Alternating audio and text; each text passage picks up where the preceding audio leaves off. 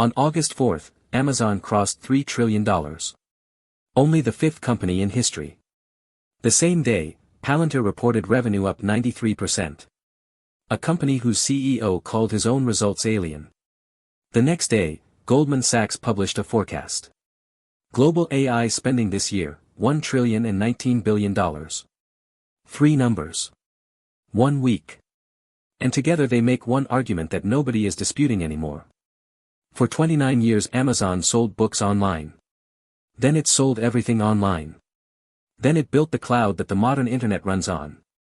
On August 4, Amazon's market value crossed $3 trillion for the first time.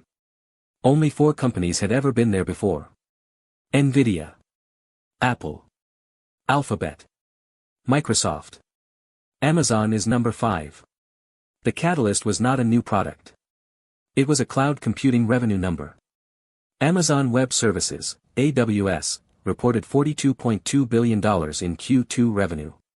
Growth of 37% year-over-year. The fastest growth rate in 18 quarters. Analysts had expected $40.5 billion. AWS beat that by $1.7 billion.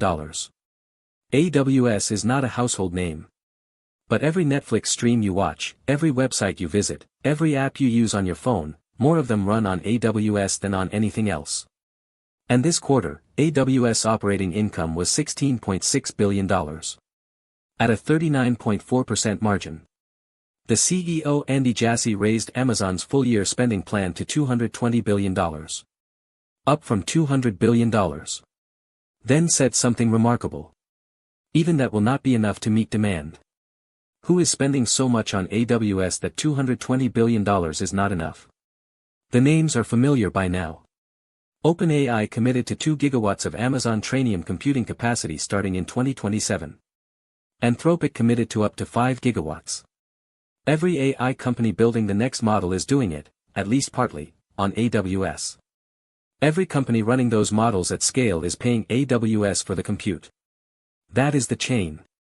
AI model demand, cloud compute demand, AWS revenue, Amazon stock, $3 trillion. Jeff Bezos sold $4 billion of Amazon stock the same day it hit $3 trillion. Jim Cramer called that a buzzkill on CNBC. For context, Bezos sells stock regularly as part of pre-scheduled plans. It was not a panic. It was a calendar event. The same day Amazon crossed $3 trillion, Palantir reported its earnings. $1.94 billion in revenue. Up 93% from a year earlier. U.S. commercial revenue, companies paying for Palantir's AI software, up 149%. CEO Alex Karp called the results alien. CNBC called them otherworldly. For context on what Palantir actually does, in 2023 it launched something called the Artificial Intelligence Platform. Companies that use Palantir's existing data management software can add a large language model on top of it. They can then talk to their own data in plain English. Ask it questions. Get answers. In the language of their own business. This is not an AI chatbot. This is AI applied to the data a company already owns. The 93% revenue growth is proof that companies are paying for this. Before this week, the debate on Wall Street was whether enterprise AI spending was producing real software revenue. Palantir's results ended that debate. At least for one company. The next day, Goldman Sachs published a research note. Authors, Joseph Briggs and Sarah Dong. Their finding, global AI capital expenditure in 2026 will reach $1,019 billion. $1 trillion. In a single year. On AI infrastructure. That is a staggering figure. To put it in context, the entire global military spending in 2025 was approximately $2 trillion. AI infrastructure spending in 2026 is already half that. In the United States alone, $581 billion, this year. Goldman forecasts this grows, 2026, 1.8% of U.S. GDP on AI 2027, 2.5% 2028, 2.8%. Goldman calculated the economic impact. AI spending at this level could add nearly 3% to U.S. GDP at the high end. Morgan Stanley reviewed the same numbers and noted a separate concern, the quality of debt being issued to fund all of this spending. Not Everyone sees this as sustainable. But the spending itself is now confirmed. Amazon and Palantir were not alone. Microsoft Azure crossed $100 billion in annual revenue this quarter. A cloud service, a single product line, now larger than many country economies. Google Cloud grew 82% in Q2, to $24.8 billion. Alphabet raised its full-year capex to between $195 and $205 billion. Oracle Cloud Infrastructure revenue jumped 93%. Its remaining performance obligations, orders signed but not yet executed, hit $638 billion.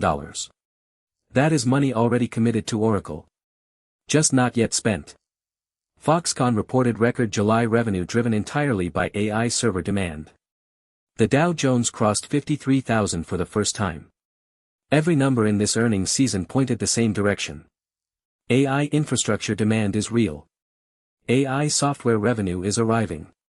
The question of whether this all pays off has a new, partial answer this week. And it is yes. For 2 years, the debate was philosophical. Is AI spending justified? Will the returns arrive? This week, the debate became empirical. One company nearly doubled its revenue. One company became the fifth in history to reach $3 trillion. Goldman said the bill is $1 trillion. The returns are not fully here. But they are arriving. And the scale of what is arriving is beginning to match the scale of what was spent. That is not the end of the story. The debt Morgan Stanley is worried about is real. The circular financing structures critics have flagged are real.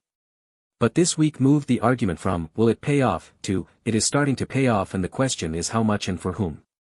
That is a different conversation. And it started this week. Subscribe for daily AI coverage.